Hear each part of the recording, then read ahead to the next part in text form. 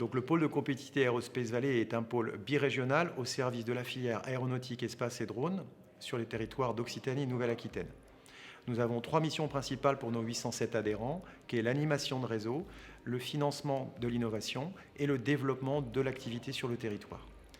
Nous ne sommes pas seuls dans cette histoire, nous animons avec tout l'écosystème du territoire, que ce soit les chambres de commerce, les technopoles ou les autres pôles de compétitivité qui travaillent dans les filières au niveau national.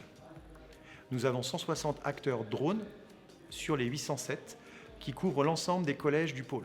PME, grands groupes, centres de recherche, monde académique, services déconcentrés de l'État et utilisateurs finaux, qu'ils soient civils ou militaires.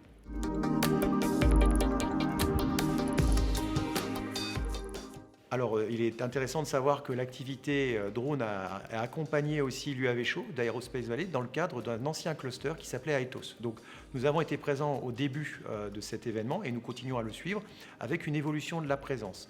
On constate qu'il a énormément pris de place dans l'histoire nationale et donc de plus en plus de nos adhérents décident de prendre des mètres carrés en propre. Notre mission à nous est plutôt de mettre en avant l'ensemble du territoire vis-à-vis de l'Europe.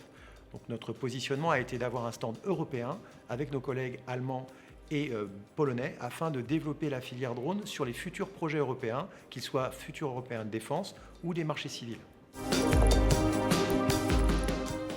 Dans le cadre de ces développements des marchés européens, Aerospace Valley a contribué à la création d'un projet collaboratif appelé Tinder dans le cadre de la mobilité aérienne urbaine qui aura lieu sur 2 territoires, les territoires occitans et néo-aquitains, par ces démonstrations.